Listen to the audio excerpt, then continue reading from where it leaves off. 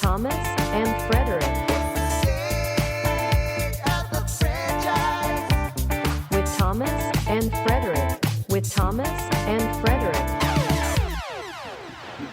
Welcome to the State of the Franchise with Tom and Fred. I am Fred, and today is a special day because we're going to go on a journey of some types. Isn't that right, Tom? We are going to go on a journey, Fred. We are going down to Miami, Florida. The pound was not for effect. That was an accident, but it kind of added some emphasis on what we were talking about here. Yeah, this is going to be a very special episode because this is going to be, I think, one of the first episodes where both of us haven't had the first-hand experience at the thing we're talking about. Absolutely. We are flying blind today, and it is definitely a subject matter I'm very interested in, and it grabbed my attention because I had never heard of this place before we even brought it up. And, of course, the place we're talking about today is Miami Subs, also known now as Miami Grill. And to talk about this, we have our special guest today, Nicole Bishop. Nicole, welcome to the show. Hello, gentlemen. Thrilled to be here. Glad to have you on. So, Miami Subs. Yes. Florida staple of sorts, is that right? Of sorts, yeah. It's definitely a if you know kind of establishment. Okay. Yeah, I'm from Florida originally. Mm-hmm. And growing up, there was a few locations by where I lived in Melbourne. Mm-hmm. And then a few, I think, scattered over southern Florida, but I had never seen them anywhere else. Okay. And it's just Florida? No other states have a Miami Subs? Not that I've seen. Okay. Yeah, although based on some recent research, I see that they do have, or at least did have, some locations like out of the country, just not in any other states. Yeah, this is a very strange restaurant chain, I have to say. So for anyone who's not familiar with Miami Subs / Miami Grill, we should just call it Miami Subs, right? It's Miami Subs. If you've grown up with it, you reference it as Miami Subs. Okay. I don't know. That's a classic. Yeah, it's a privately held restaurant chain based obviously in Florida. Has 30 locations, majority of which are in like the Miami. Whopping 30. Yeah. Okay, and like, yeah, so again, Palm Beach, Miami-Dade County, Broward County. And the funny thing about this place is it's not just subs, is what you come to find. They have wings, Philly cheesesteak, gyros, breakfast foods. You can also order a bottle of Dom Perignon at Miami Subs. What? Yep. Wow.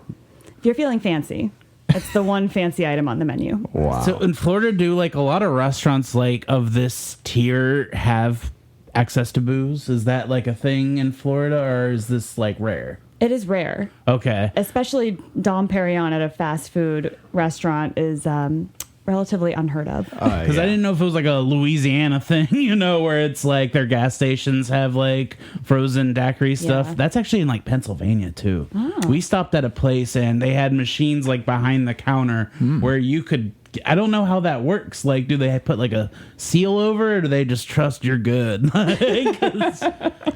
I don't know. They might just trust you're good at that point, right? So, yeah, I'm curious about your experiences, though, first and foremost, with what Miami Subs was before it became Miami Grill, this like rebrand that it's gone through recently.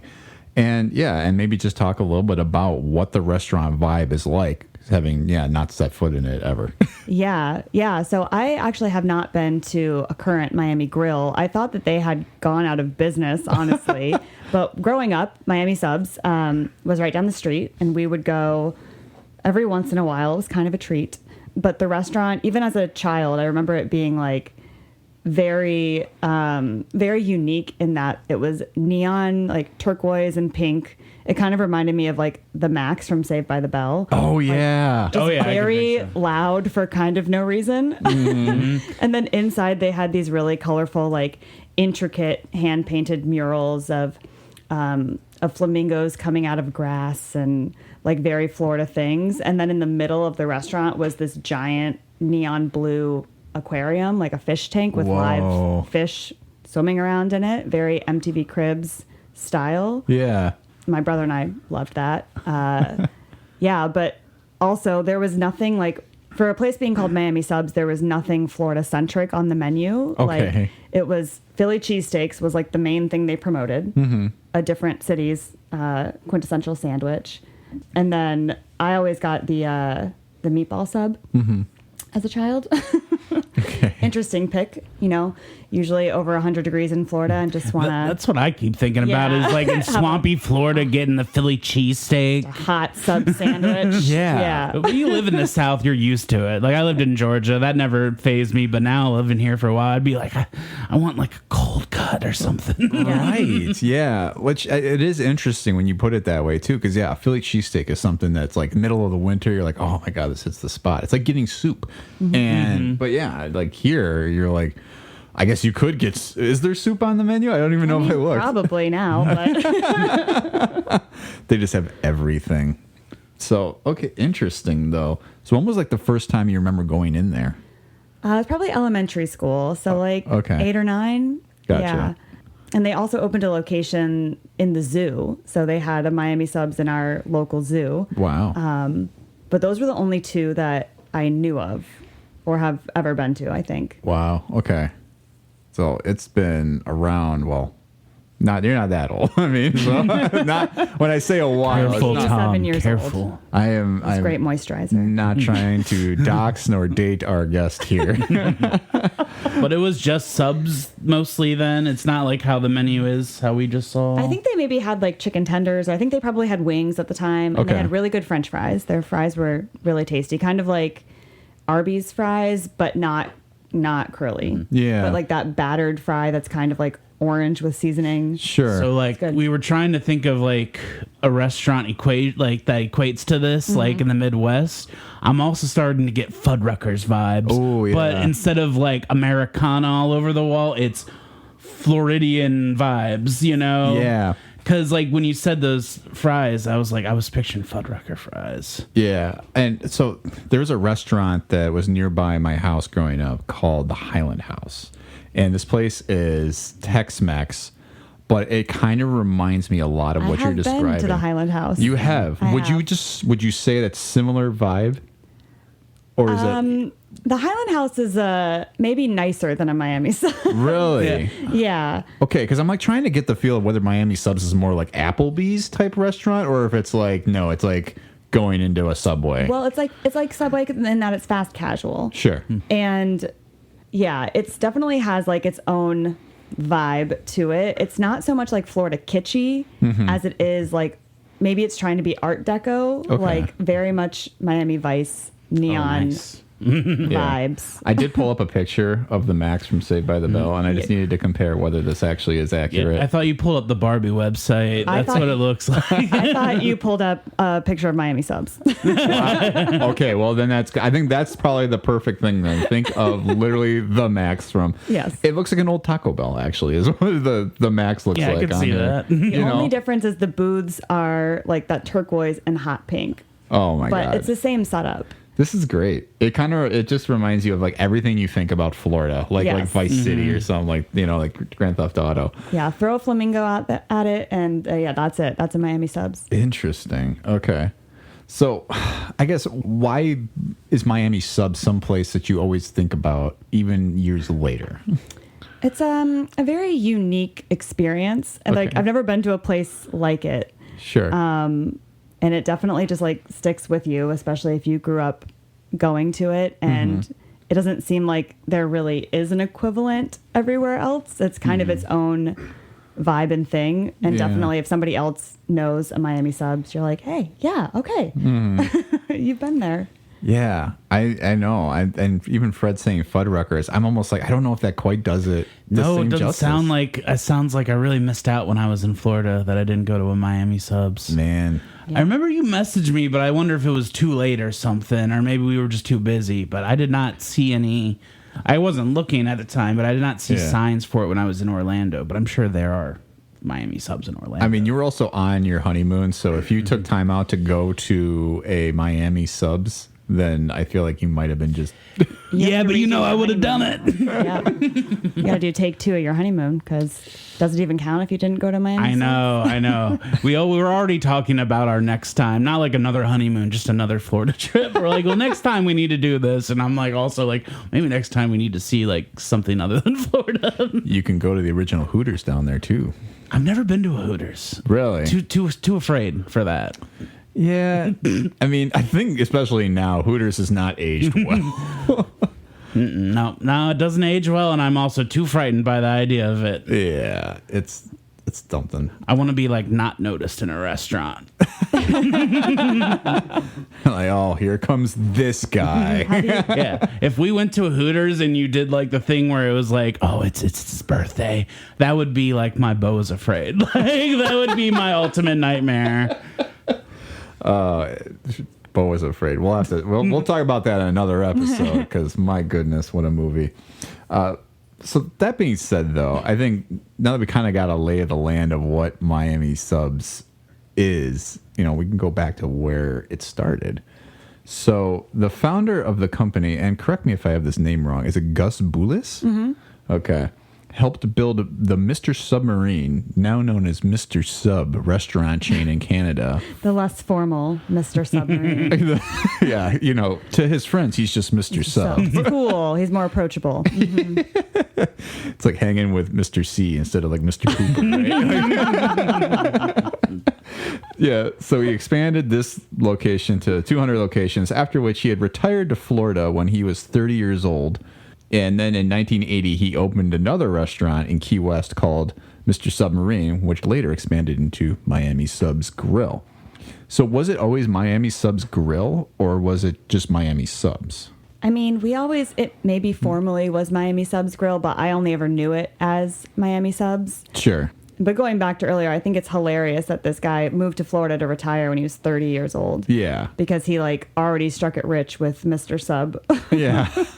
Well, it's like to get a 200 location chain like that, or even the 70s. Yeah, he probably was doing bank. He was like Michael Keaton and the founder. Like, just the sub magnate. Well, and it's funny too, because I think we've talked a little bit about subs before, and just kind of like the larger idea of it. Because we've done an episode on Jimmy John's. We've done an episode on what was the other sandwich place we did, Fred?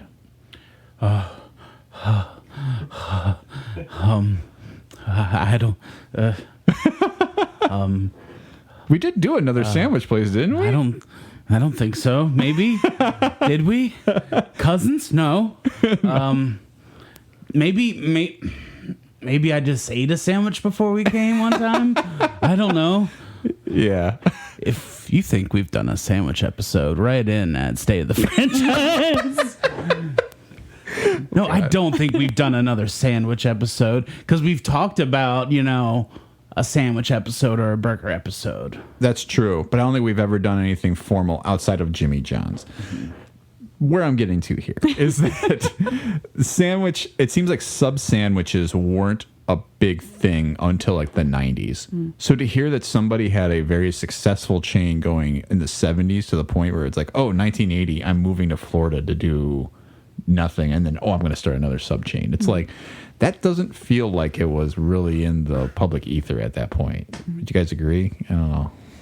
I'm from the East Coast, so like the Hero, the Sub, like that's pretty around. Like I could get subs at the gas station. Sheets, an episode we would definitely love to. I would love to do. Yes. Sheets. You got to know about Sheets. Sheets is the best. Get out here with your quick trips, your Wawas. Sheets is where it's at. They have a made to order food with touch screens, and it's just it's out of this world. You would love it, man. You would just fucking love it. Sheets is good. There's one by my grandma in Pennsylvania, so I have experienced Sheets. I don't know what Sheets is. I'm out here like, man, I got blank sheets in my brain right now. Yeah, it's very much like, I would say it's quick trip, but made to order stuff and bigger. Wow. Well, maybe we'll do another episode on popular gas station chains. Yeah. We wouldn't even have to go all the way to Pennsylvania. I think there's one in Ohio. We could do like a State of the Franchise field trip. Yes. Well, I'll be doing a road trip this summer, so I'm going to start keeping an eye out for sure. Anyway, so Miami Subs Grill, it had built the concept out from that Mr. Sub idea and expanded rapidly in the 90s, starting in Florida and spreading quickly nationwide. So maybe it was more locations Maybe. and then narrowed? Tom, could you hop on the horn and see if there was any Georgia locations? Because I lived in Georgia. That was when you said Florida Subs and we were going to do this. I was like, I wonder if I had maybe been to one in Georgia, just because, maybe. sometimes the chains can, be regional like that. Well, there's Publix in Georgia. Yes. Well, now there's more Publix than, it's really expanded. Yeah, like Publix and Kroger was what I went to in the South, I'm pretty sure. And here, well, now, I think Kroger owns Pick and Save, technically. Oh, yeah. I think you're right, actually, do. about that. I am not seeing that there was... Atlanta, Georgia. Okay. Looked like there was one there at one point, but now not sure if it's still present there. So I think we might have to check it out. Drive to Atlanta? Oh. Yeah. Add it to the road trip. Add it to the road Go trip. down to Atlanta, back up to Ohio. I'm going west, though, guys. If you want me to, let's check out Jack in the Box. I can do that. Anyway, so basically it was there in Florida, though, for the most part, in the Florida Turnpike and airports. And then you said somewhere else, too. Oh, yeah. In the zoo. Right. Yes. Exactly where you imagine a hot sandwich shop to be in the middle of a zoo in Florida. It does feel a little dirty to think about the fact that it's in the middle of the animals. A hot Yeah. sub I don't think about, but I do think of field trips and zoos as sub food, like a cold cut. That's a zoo food for sure for me. Sure. I think they had 3 cold sandwich options, though. If you were going to Miami Subs, you're probably getting a hot sandwich. Maybe I had turkey there once. Maybe. Okay. Clearly, it was forgettable. I mean, it sounds like the way to go, which we'll get into in a little bit, is probably the cheesesteak. Or like she said, the meatball sub. Meatball And sub. I love a Meatball meatball sub. Yeah. Yes. Very underrated. I mean, a meatball sub does hit the spot every now and again. Which is just I've never ordered a meatball sub anywhere else other than Miami Subs. I think I became a different person when I was inside of there because that's the only thing I remember getting. I love it, though. This is who I am here. And so in 1999, then we had Nathan's Famous purchase the chain for $14.4 million. The hot dog place? Yeah, the hot dog place. Yeah. The chain had approximately 175 outlets at the acquisition, but however, chain struggled due in part to instability in the management ranks, which we'll get into a little bit later with Mr. Boulis. But and in 2007, Nathan's Famous announced the sale of Miami Subs to a private investment group, Miami Subs Capital Partner One Inc. for $3.3 million. What a name for that private equity group! Yeah.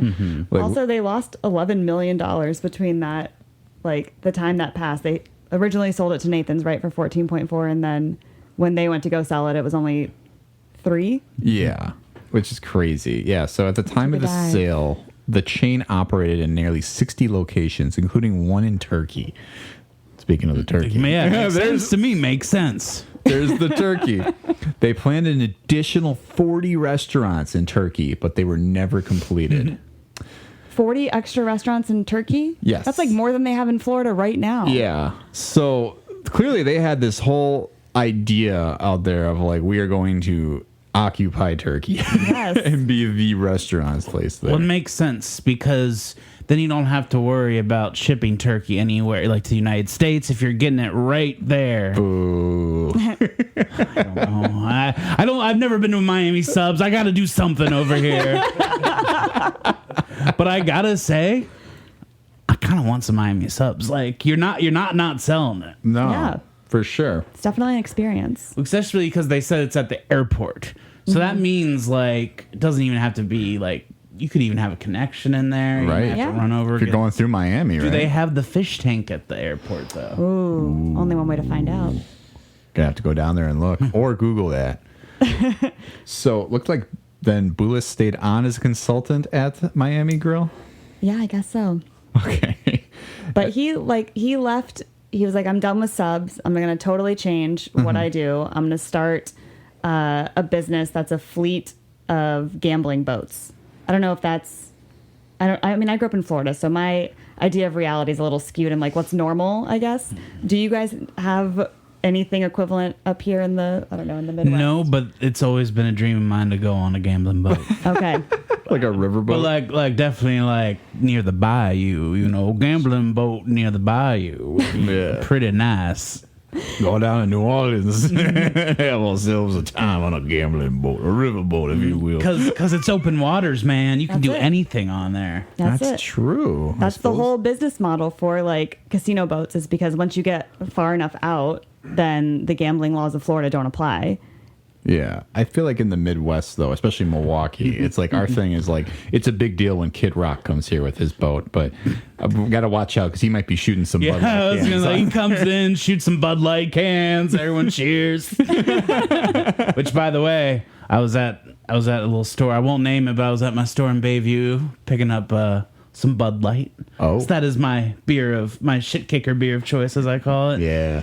And the guy, when I was checking out, he yelled at me. He said, "I won't let Kid Rock shoot your beers." And he said it like 3 times too. And I was like, I appreciate it. That's Is that incredible. a thing? I've never heard of Kid Rock shooting Bud Lights. Oh yeah, it was a whole thing because they had the sponsor of what's her name? Dylan. Is it not Dylan McDermott? That's the actor. But, Oh, recently. right. Yeah. But it's a trans Yes. And they spokesperson. had some Yes. marketing images, which I was bummed because as a Bud Light drinker and as a person who wants equal rights for everyone, I thought they were actually selling like the rainbow cans. So I went looking around for them, but I guess that was just a picture. Aw. But it'd been cool to get those. Maybe they'll have it in the future now. Bud Light stands with trans. Yep. Yeah. So he went on to start these casino boats you were Yes. talking about. Okay. And then he was forced to sell them a few years later Yeah. in 2001. So apparently there was folks in Florida who, like, I don't know if it was a police officer or somebody in the government in Florida got onto him because apparently he was not a citizen and he bought all these boats under his girlfriend's name, but was like running the company.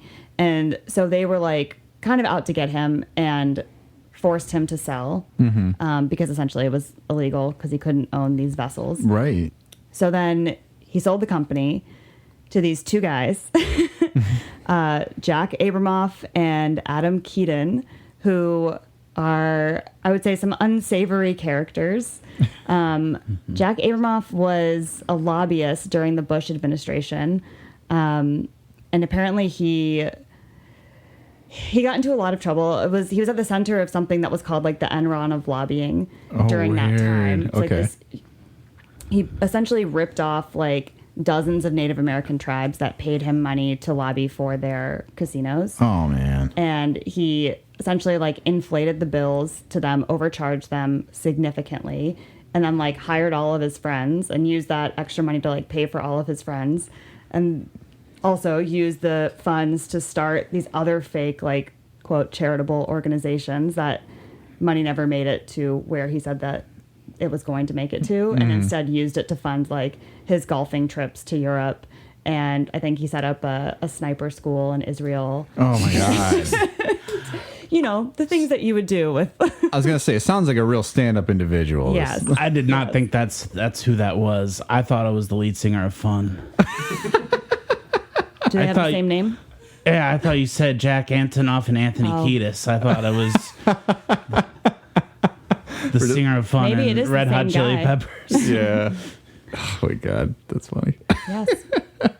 That's awful though. That is really terrible. So Adam Keaton. And Adam Keaton had like a string of mattress stores and also close ties to the Italian mob. Well, that makes sense. Got to stuff them somewhere. Those Yep. bodies they're trying to get rid of. Don't you hate when you get one of those mattresses with the body in it? Yeah, we can deal with those kind of things. Come on, yeah. I'm Italian. I can get away with it. So it sounds like they both then falsified a wire transfer on the initial payment, which caused tension between them and Boulos. Yes. So he sold it for like $150 million. Okay. And they paid him an initial payment, but they faked the first wire transfer of $23 million. So, Boulos was like not okay with that. Sure. Understandably, tensions rose. So I think Bullis was like, never mind, I'm not selling this to you anymore because you're not paying me.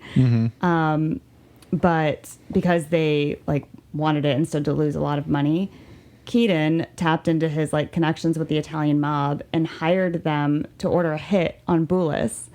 So he was like essentially gunned down in the street and shot and killed in 2001 over this whole like debacle. Wow.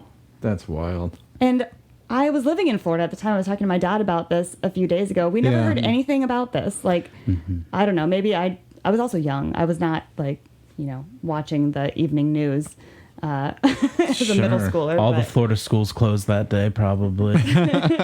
No, but, we're going through a phase right now in Hollywood where we're getting like these brand movies. I kind of want the Miami Subs movie.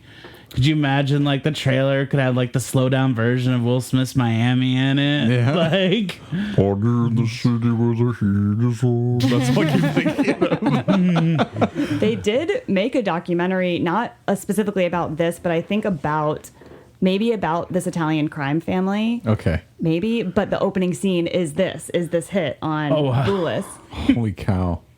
So, I mean, it's not like it wasn't national news. It just was maybe not like well known that this is the guy who is part of Miami Subs. Yeah. Wow, that's pretty crazy. So on July 24th, 2012, then, Miami Subs announced that an equity stake in the chain was purchased by a little individual named Armando Christian Perez, known better to most of us as Pitbull. heard of him.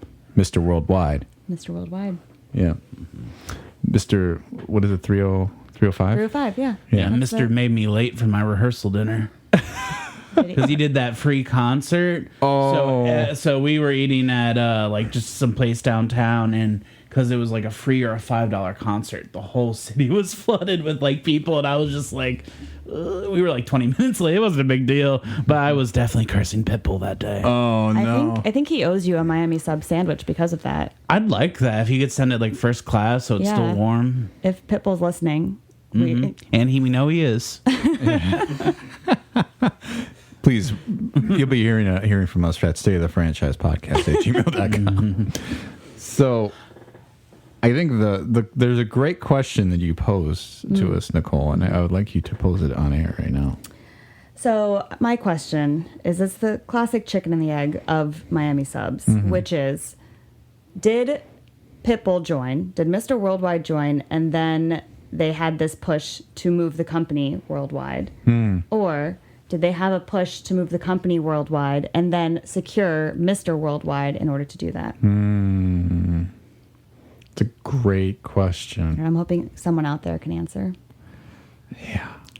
Well, he's from Miami, right? He's from Miami, Yeah, yeah. okay. I'm Yeah. just so it's like a question of whether it's acquired Mr. Worldwide to have the worldwide sub. Yeah, that is a good question. Yes. Because I think when he joined, they were specifically looking to expand into Saudi Arabia and Myanmar, other hot Miami Subs markets. But apparently they're huge Pitbull fans there. I mean, as they should be. Who isn't a Pitbull fan, right? Yes, I did read that. I think those locations have lots of photos of him on the walls to attract people to come. Apparently, you open one in downtown Milwaukee, you'd have enough people show up. Just saying. I mean, I certainly would love to have one local, but I mean, it certainly sounds like, based on their failure to go worldwide, his acquisition did not push the company as far and wide as they wanted to So go. you think it's his fault? It may be. Maybe they got scared. It was like all this promise of like, we're going to be worldwide, but then they didn't go worldwide. I mean, in Pitbull's defense, he is a musician. True. I mean, I guess you could do many things. You could wear many hats. I get like the worldwide brand, but also I like how like the big leaps of like we're gonna go for like Myanmar and Saudi Arabia. Like, Yeah. I'm not like Charlotte. Just like see how that goes. I looked up the one in Myanmar to see, like, I don't know, if it existed, and it did. It's closed now, but it was there, and it has, like, great reviews. People loved it. My goodness. So starting in 2014, then the company decided to change their branding strategy by gradually changing to a new branding concept called just Miami Grill. They dropped the subs. Yes, Which- not just subs. It makes sense, though, because they don't just have subs. They never just had subs. No, and I think that's where we can maybe go to just talk a little bit about some of these menu items that they do have. So I think that's a good transition point, though, to start talking about some of these menu items, because it really does go beyond subs now. So I think it'd be great to kind of look at what they really do have, because you mentioned the meatball sub, which does sound delicious. Yes. But have you tried a variety of other items there besides the meatball sub? I've tried almost no other items there except for the meatball sub. Wow. Well, that really sets us up. I will say, when you pull up the website, it says it all sounds good. Yeah. Because they have That's their tagline now, isn't it? It all I think sounds so. good. Miami Grill. It's not just subs. It all sounds good.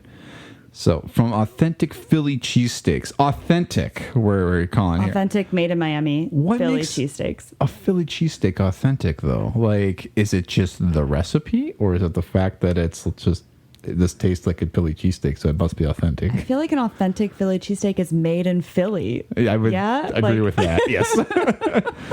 So I just want to hop in and say, if we were to place an order today, we get together what we want. The closest one would be in Boiling Springs, South Carolina, 635 miles away, a lot closer than Jacksonville, Florida, which is 942 miles. So it's really not that far. I mean, yeah, I could do that in a couple days, right?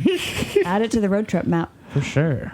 Okay, so let's go down the list here of the categories of menu items here, because this isn't just what they have. There's different variations on each of these things.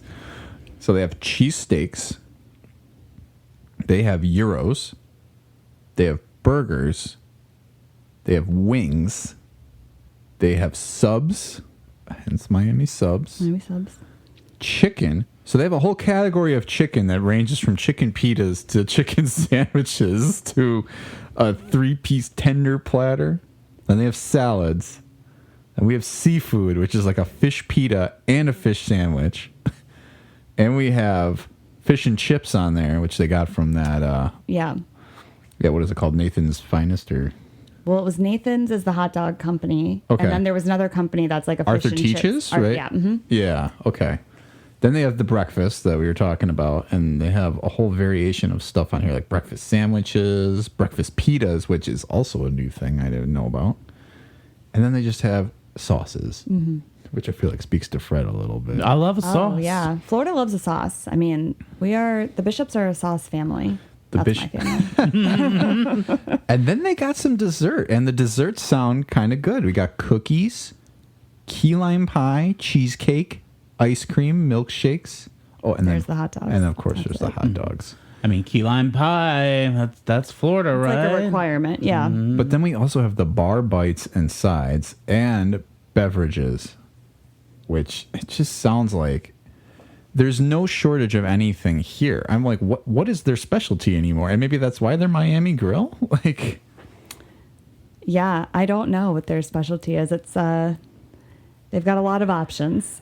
it's just weird to me for a place that is like, we're strictly like Philly cheesesteak is our authentic item here at Miami subs. Subs. And there's not even like an option for like a Cuban, which would make a lot of sense to be on that menu. Right.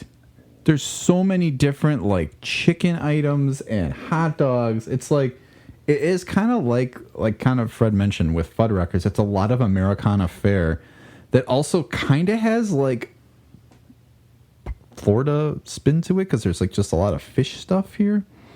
I don't remember there being seafood when I was young. So this must be pretty new. Or, I mean, it seems like I think after they sold it, they tried to make a push to have some quote healthier options on there. Yeah. That's like where the seafood came in. Like there's a fish salad or something. I don't know how that sells, but yeah.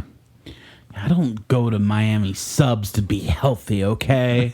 I mean, I've never been, but I know I don't go for that reason. I mean, it's definitely not a healthy menu when you look all around, outside of maybe some of the salads, but even the salads are like, it's like a Caesar salad, which is never really a healthy salad. I did see they have some plant-based stuff, though, so that's nice, you know? They did have a Beyond Burger, true. Plus, it's like they have, I mean, you have a shrimp platter, which makes sense because it's Florida. Mm-hmm. But yeah, I don't know. The closest thing that looks like it's anything kind of like Florida-based is really like the mahi tuna sandwich, which, I mean, it sounds good. Or no, I'm sorry. It's a grilled mahi or shrimp Caesar salad. Mm-hmm. Sorry, I'm showing you guys on my phone when I have a full laptop next to me. No, it's all good. No, I like this. This is I saw nice. the mahi over rice, and I was like, it looks kind of good. But I mean, that could be the picture. Yeah. I mean, it'd be interesting to talk to people now versus somebody like you who had gone so many years ago to see, like, what do you go to Miami Subs to get? Because, like, if you had told me today that you're like, yes, I still go from a meatball sub, I'm like, makes sense. Seems like that's what they do best is their sandwiches. But now they do so many other things that it's a kind of an anomaly. Do you guys like that in a restaurant like this, of this kind of tier where, like, there's a lot of options? I feel like I feel overwhelmed by the amount of options. Yeah, for especially sure. a place that's like, I guess I don't mind the options if the place has a thing it's known for. It's like, okay, we've got 30 things on the menu, but you come here for pizza. It's like, you know you're going to get probably pizza when you go. But here, they're not like, I guess the cheesesteak is what they're, quote, known for, but Yeah. I don't know. It feels like it shouldn't be. Here's my counterpoint, though, to your, it's a place known for pizza. But Italian restaurants, typically, when you go to, like, you know, even an Olive Garden or something like that, right? Like, you don't go there for pizza necessarily. Italian restaurants will offer pizza. They'll offer some, like, chicken marsala. They'll offer, like, you know, pasta. They'll offer even, like, risotto or something like that, too, right? Like, there is a whole different bunch of things. So I think to answer your question then, Fred, it's like, yeah, if you have somewhere that does a lot of things, like, in a certain kind of fare well, yeah, like, okay, like, we're gonna have Philly cheesesteaks and maybe there's something like a Philly, like, French fry, or like it's like Philly poutine. Like, we have, like, you know, Cheese Whiz and fries or something like that. I have another equivalent restaurant, which is still not, you're still probably like, not really, but I just want to throw it out there. Portillo's is kind of like the Chicago, right? Because they do an Italian beef that's pretty great, I think. But then they do burgers and chicken and other stuff, and you can get a beer there. That is pretty close. I'm actually gonna, I'm gonna counter and say Portillo's. that's probably what I have in my head here. Yeah. Portillo's is great. Yeah. Love Portillo's. Portillo's is good. And you are now Chicago-based, Yes, Nicole. that's it. I don't think we mentioned that. I'm sorry. We kind of did a very brief intro to you. Like, here's Nicole. Talk to us about Miami Subs. But You don't need to know anything else about me. My again, name's Nicole. Grew up in Florida. And now I'm here. not to dox you, but yes, Chicago-based now, but And still. I'm 87 years old. Yeah, there you go. Yeah, you sound great for your Our age. second oldest guest. Yes. Yes. Who did we have that was 90? Hey, I don't want to dox anyone on this podcast. That's your job, okay? Yeah, obviously. I just out people left and right. Yeah, you can find them here. But yeah, it's so it's good to know that is kind of like the right analogy for it is doing like a Portillo's, because that's kind of, I think, exactly what I have in my head. Like, you come here for this, but you can also get So many other all things. these other things. And there's a Portillo's in Chicago that has like one section of it is where you go to order like an Italian beef or a sandwich or something. And then they have a whole other side that is like the more Italian side if you wanted pastas or lasagna or any of the other 17 things Yeah, they I've heard offer. this out there that they have like an Italian side too. So I think to that end, though, that makes sense to me that you have a Portillo's that does a few different Italian dishes. The burgers might be a little bit of a stretch, but it's never that bad. Or like their chicken salad, like people really like it. My order at Portillo's is that chicken sandwich. It's very good. That's what my wife gets too. Yeah. Apparently their chicken is really good. So you have a place like that that's like, oh yeah, come for our Italian beef, but a lot of people really like the chicken there. Yeah, but I guess, but it seems kind of on brand because the Italians have made chicken forever too, you know? Whereas you have a restaurant like this where it's like, we have steak sandwiches, but we also have fish, right? So I guess for that, I would almost rather a restaurant focus on something they're very good at or like very similar fare. And I think Italian restaurants can get kind of away with that. Maybe Mexican restaurants too, right? Or like I mean, honestly, if it's like a regional cuisine, right? Like you can do so much like Chinese food or something like that. Like you can kind of jump all over the map a little bit, do shrimp and chicken. But when you have something like this where it just seems like the name Miami Subs is really only describing the location and not necessarily the kind of food you're getting, it sort of feels like you really are just jumping into something that like represents Florida both greatly and not at all. I mean, that's Florida. Like everybody's an import. Kind of a random, yeah. I mean, yeah. Floridians are layered people. You know, they need lots of options, something for everyone. I mean, I guess it's fitting then, and it's somebody who moved there to retire that started this restaurant chain, because that's why a lot of people moved to Florida. So it's definitely an interesting, I guess, just menu all around. I don't know though. I'd be curious though if you had to introduce anything that's not on the menu or anything you wish that they would have done differently, where would you go with it? I think I would ask that they put like a Cuban sandwich on the menu or something that is of Miami or something a little more when you think of Miami, a food item you would think of. Yeah. I bet they would do a great Cuban sandwich. I would agree. Yeah, get Favreau involved. How is there not like an actual chef food truck at this point? I know. Right? Mm-hmm. This seems like it could almost be it. Like, yeah, I think that'd be awesome to have a Cubano on there. Yeah. Or even going like further, like actually doing tacos. Like they have pita on here. They have like Greek food, but it's like they're doing everything but calling it tacos. They're like, we need to incorporate pita bread into this. I wonder, like, because Gus is from, the guy who started it is from Greece. Sure. He moved to Canada from Greece, so I wonder if that was his influence on the menu, and it's just like stuck around because of that. Right. And must be selling well, otherwise they would probably take it off. I'm not sure. Yeah. But I mean, you look at a lot of the menu items, right? And I'll kind of pull it up here again, and it's like, there's definitely a lot of things that it's like you're pretty close to getting to taco ingredients, especially when you're talking about like mahi tuna or shrimp or chicken, right? It's like, it wouldn't be a huge leap to all of a sudden find like, oh, here's the taco section. I got it, right? So that was one other thing I was thinking, but I don't know. I guess, is the food good? I would love to go there as an adult. I remember the fries being very good. Okay. Like, I like that kind of fry. Still one of my favorite fries. What made it unique? It was like that battered seasoned, like the seasoning they use was very good. And they were always really crispy. Yeah.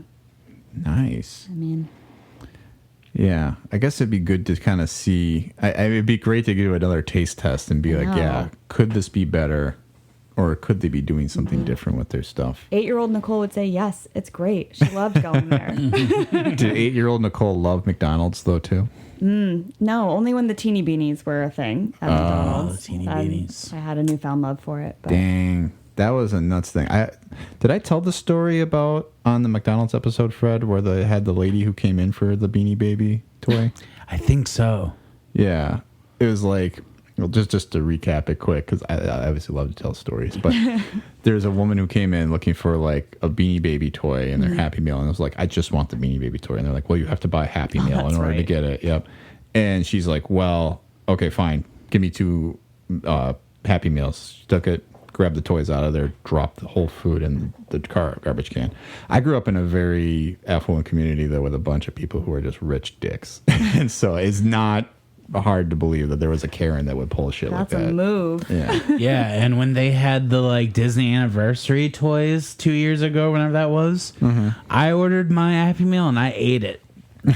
So that was just how you should do it. Sometimes that's the right amount of food. It's kind of nice, like, because I think if you don't get like the milk or whatever, they give you 2 small bags of fries. And I like that over like a medium fry, because you have the one, you're like, that was good, but I wish I had more. Than you have the other one right there. Man, I know. I wish that there's a lot of things I wish McDonald's would do too. We kind of got into that, but it was also like McDonald's does so many different things that it's just like, well, where else can they go? I think what would be interesting, though, kind of on that idea, so McDonald's sort of adapts to like the regions it's in, especially in the world. Right. Knowing that this place tried to go worldwide and kind of failed, so we can blame Pitbull or not. Would it make sense then to kind of make some like regionally appropriate food items based on this? Like, would you lean a little more into like maybe like Turkish cuisine if it was a branch in Turkey, right? Yeah. It would make sense to.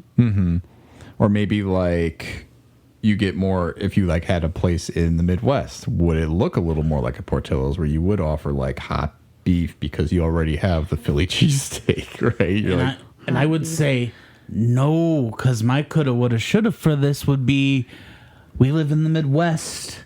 It's cold, it's frigid, it's gray a lot of the times. How nice would it be just wants to go into a Miami Subs, that pink lighting, flamingos, just step outside our cold world just for a moment.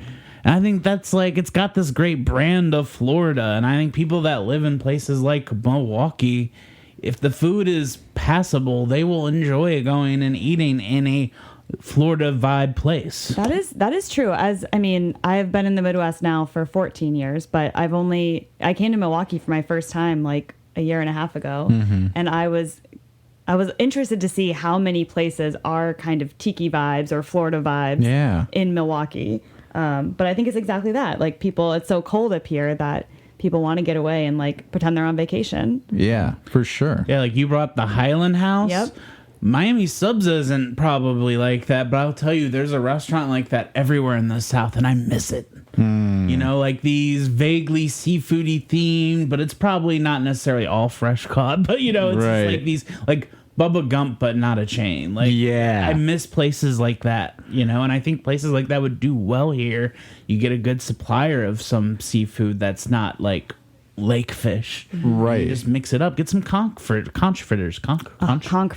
Yes. Oh my God, I would love if Miami Subs had conch fritters on the menu. So I guess that's something interesting too.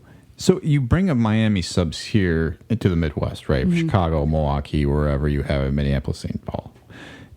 Are you getting Florida fare though at this place? It's like you go there to get a Philly cheesesteak at a place called Miami Subs. It doesn't matter if there's a picture of a dang tropical tree on the wall and it's all pink. Like, I'm gonna feel transported.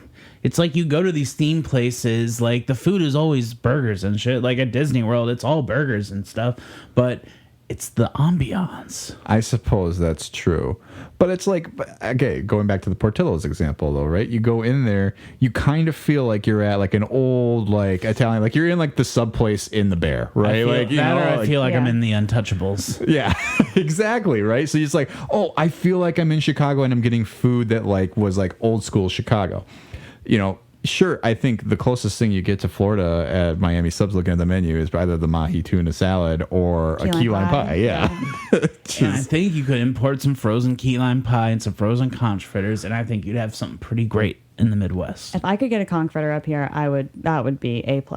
We have another request, Pitbull. Please open a Miami Subs in the Midwest. And bring Chicago or Milwaukee. You know what? You don't even have to send me a sub if you do that. And add conch fritters to the menu. Yes.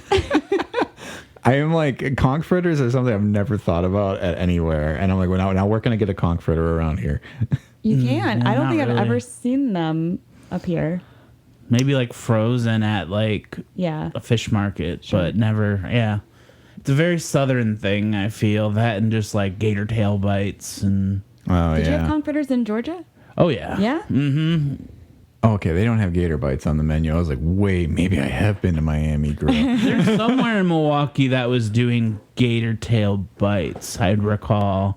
But they weren't as good as like when I had them in the South, if I recall. I remember being in Savannah and having really good gator tail. I mean, you're having Georgia fare though too, and like Georgia fare is like if we had a restaurant that had some good Southern cooking like that. Now we're talking. Like Georgia or Charleston, like I love that elevated Southern food. Like a place like that. I mean, would that be almost like the equivalent of like your childhood home, Fred? Like, I know you grew up in a small town. I grew up in a small town. Well, I guess it's more like kind of like the Eastern Shore style. Yeah, like more like shrimp and crabs. It's a little... it's like Florida's the same, but it's bigger and less flavor is how I'd compare the seafood to the East Coast. We've got smaller crabs, smaller shrimp, but I think they've got more flavor. But then you go to Florida, you get these big old shrimp and, big old pieces of food, but I think it's maybe a little fried or it's just not quite there. Yeah. But I still love it. I love both equally. Yeah, well, it'd be good to have some kind of competitor chain, though, that is like a Long John Silver's that doesn't look like it's gross to walk in and eat. Right. Like I'd love a place that was like, we're the fast casual seafood restaurant. And I don't know that place exists anywhere. There's a few places on the north side that are pretty good. When I worked in like the Brown Deer area, there's like those, I'm trying to remember, like Captain D's. Some of those places, like some of the items are pretty good, but it's not quite there. Is it a chain, though, that place? There's a couple locations for sure. Oh, really? And I think there's some in the South too. Like some people, like I don't know the good ones, but a lot of people like those JJ fish places. Like a lot of people say those like have some really good fried seafood. Sure. See, like growing up in Milwaukee, I was thinking about this question too, because like Nicole, you were born in Florida. Fred was born in Georgia, and I was born in Baltimore. That's right. I sorry. went to like pretty much my high school years were Georgia. Okay, right. So I'm sorry. So I guess Maryland then too is more. You're talking about that good crab out there. Yeah. Yeah, I think if there was a Maryland, like the Maryland sub, you can go like sub places and they'll have like crab cake subs with like an Old Bay mayo. And Yum. But yeah, I was thinking about the Milwaukee equivalent, and I'm like, or the Wisconsin equivalent, which I think exists already. It's Culver's. Like that's yeah, for sure. And now it's chaining out. It's like, okay, you want a taste of Wisconsin? Well, yeah, we got great cheese, so we're gonna make great cheeseburgers, fries. We got fish, and I feel when I do like a over the top Wisconsin voice, it's the Culver's ads. The like, it's the only place you can get a fresh burger like that. Like, come down to Culver's. the only thing we're missing though is like brats. There's no brats on it for Culver's menu. And I would love like because I love seeing brats at places, but sometimes they try to sell a brat for the same price as a burger. Give me like that $2.50 brat at a place, and I'll be in heaven. Miami subs, if they did open here, they could do a brat. Hell yes. That's their contribution. Like, Why here, not? we're going to incorporate a brat, and then also, just a bunch of cheese on everything. Maybe better than the Philly cheesesteak. I was thinking of like a just individual Milwaukee sub, and I was picturing it would be like a Bread Smith's bread. I don't know if that's Milwaukee specific, but I just think of Bread Smith's. I think so. But then Sunday Patrick Cudahy hot ham. Ooh, yeah. And then you get some curds and you do like a ciabatta or no, like a panini, and you melt like the hot ham and the curds, and it's like a ham and cheddar hot sub. And that's what I'm picturing as like a Milwaukee themed sub. Absolutely. Yeah, I think Bread Smith is a Wisconsin based company or bakery, so you are correct there. But I mean, yeah, I think that's exactly the type of stuff to think about too. It kind of goes back to the whole thing of like, if they did bring one here, would they adjust the menu? Which I think you kind of have to. I'd be very curious to see what the Turkish menu looks like for Miami subs. I think people would be happy we with can find burgers and subs if you have that aquarium and all that stuff in there. I would be. I don't know. Any other things though that you guys think you would want to see different about Miami Grill or Miami subs? Gosh, I keep switching it up. It's okay. I'm sorry, Both are Nicole. true. A rose by any name, you know? No, it's like such a specific thing in my mind that I appreciated it for what it was. I'm glad to hear that it still exists. I truly thought they had gone out of business, because the one that's by my parents' house is now, I think, a Chick-fil-A. Wow. Yeah. And of course, Chick-fil-A has they have a chokehold on everything in here. Yeah, Tom keeps asking to do a Chick-fil-A episode. I'm just like, I don't know if we should. That's a tricky one. Tricky one. Messing with him. I know, especially if we're gonna do, I don't know. That's like the opposite of Bud Light. So I guess to get to the end of our episode here, we get into our power rankings section. So, Nicole, knowing that you haven't had a whole bunch of the menu, I still think you would probably be able to answer this, but I would like to know your top 3 favorite menu items from Miami subs. And I think the way we'll do it is you can speak from experience of what you have tried, and Fred and I can pick things that sound good to us because, as they say in their tagline, it all sounds good. It all sounds good. I think I have only had 3 things there. I will say my favorite thing that is on their menu. I don't know why I think it's so funny they have Dom Perignon on their menu. Yeah. It's like I currently very much appreciate a good French fry and a nice glass of champagne. So I'm like, maybe my brand started when I was at Miami Subs and I didn't even realize it. This menu incepted me. But yes, my 3 favorite menu items, the only ones I've had, but love them all. French fries, number 1, delicious. Awesome. Meatball sub, and then high C pink lemonade. That was my order. Oh, Good choice. The trifecta. pink lemonade was so good. Remember, like pink lemonade, Obsessed. it was everywhere. I would do a lot for pink lemonade as a child.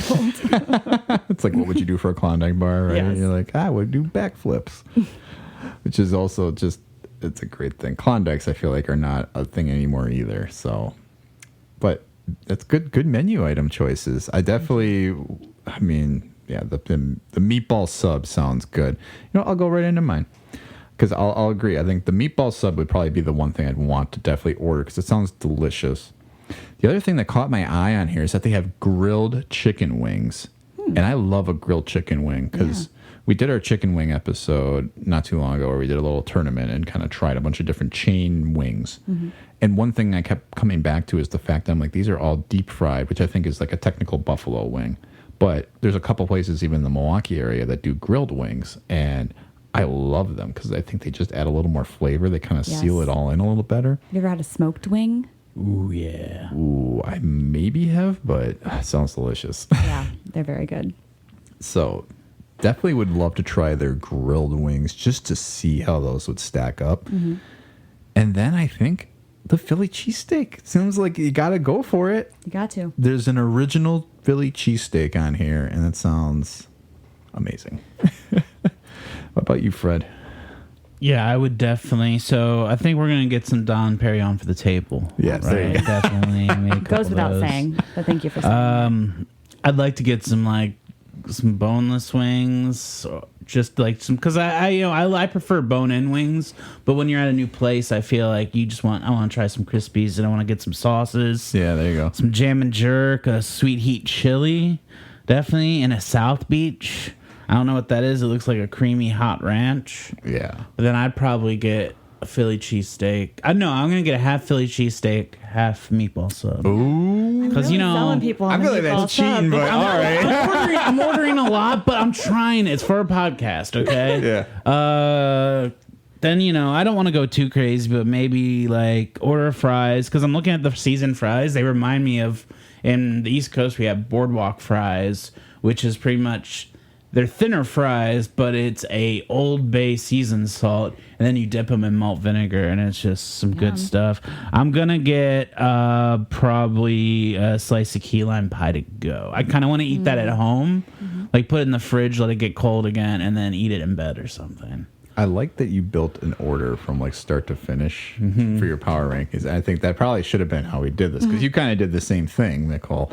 So, Mr. Worldwide, if you're listening to this podcast, you know what we want now. You have a week to deliver. Otherwise, we're going to boycott Miami Subs up here in a place where we cannot get it. And it's an interesting thing that he runs. I don't know that we talked enough about the fact that Pitbull has an ownership stake in Miami Subs. Because how many other restaurants have famous musicians that have a clear ownership stake? This is their place. Well, at Pato, Gene Simmons and the guitarist are opening a restaurant in Pato. Paul Stanley? I think so. Wow. Or is there a rock star who's got a last name Perry? Rick Perry? It might be Rick Perry and Gene Simmons. I know they're not both in Kiss, but it might be those two. Okay. And I feel this is a huge thing, is just celebrities getting behind brands and stuff like this, in restaurants in particular. Yeah. I mean, because you always had Planet Hollywood, right? Which was Stallone, Schwarzenegger, Bruce Willis. But I'm like, was there any other I guess Wahlburgers is another one where you got the actor, but musicians, it's you're kind of go down. So you talk about, this Gene Simmons restaurant. And I feel like there's there are restaurants that musicians are behind, but it's very much like themed to be their restaurant, like Toby Keith's or Jimmy Buffett's Margaritaville. There like, you go. That's the like, one. Sorry. It's but it's very much them. Like this isn't. It's not a Pitbull themed restaurant. Miami Subs. He's just like very much a big piece of it. I'm glad you brought up Margaritaville though too, and Jimmy Buffett, because I love the concept of like cheeseburger in paradise. You can actually get the cheeseburger that he describes in the song. And I'm like, this is on brand. This feels like Miami or beach themed. You know what I mean? Like That's if they opened a Margaritaville in Milwaukee, it'd be over for me. Like I'd just be hanging out there with my open-toed shoes. It would crush. Yeah. It would crush. So Jimmy Buffett, when you listen to this podcast, we would love to have a Margaritaville and a Miami Subs Pitbull. You can put that right next door to it. I wonder if Margaritaville has conch fritters on the menu. Ooh. Perhaps that's another episode. A whole episode. I've actually been to Margaritaville and Cheeseburger in Paradise. Have you been to Bubba Gump's? Yes. Nice. It's not great, but I love it. I know. I just came back from San Francisco where they have one right on Pier 39. So I've been to that one. yeah. Got to get the peel and eat shrimp. Yeah. Ooh, yeah. And I think that was the first time I had a margarita with like the Corona upside down in it. There you go. Party time. That is good stuff. So I think that might bring us to the end of our episode here, guys. But before we go, we have our plug segment. Nicole, is there anything that you would like to plug at this time? Plug. Other than Miami Subs? Yes. Actually, you know what? I will say it's funny that we spent about an hour or so talking about a Florida sub chain when really I feel like anyone you talk to from Florida, if you ask them what the best sub in Florida is, they're going to say Public Sub. Public Sub? Public Subs. Whoa, okay, now you're pulling out this 11th hour name drop. Tom, you just think you know subs. The best subs are at gas stations like Sheetz and grocery stores like Publix. Pub Sub, yeah. A pub sub. Wow. Okay. Clearly, we have some setup here for some future topic opportunities. I'm just trying to get invited back, Yeah, that's all right. I'm plugging my future episode of State of the Franchise and this current episode of State of the Franchise. Nothing wrong with that. We do the same thing every week. Well, that's great. Then we'll definitely have to see if we can check that out. If you guys are in Florida, go check out Public Subs. Fred, how about you? No, I'll have stuff in the future. I just started going back to work full time after a 3-year break. So I've been Congrats. Thank you. I've been putting things on the brakes, but I think I'll be getting back into improv and shows again soon. Just gotta ease it back in, That's perfect, though. Nothing wrong with that. Taking your time and making that green, baby. Yeah, and for me, nothing big coming up. So I think the biggest thing I'll say is just if you'd like to support the show, please find us on buymeacoffee.com/SOTF. You could drop us a one-time donation, or you can give us a repeat donation. Sign up for that. Any tips are appreciated. Otherwise, your listenership is the most important thing. You can find us on Facebook, Instagram, and Twitter. State of the Franchise Podcast with Tom and Fred. We're also, as we mentioned, have an email that you can email us any questions that you may have for the show. SaveTheFranchisePodcast@gmail.com. And stay tuned for next time, where we'll be talking about The Sopranos. Hey, gabagool.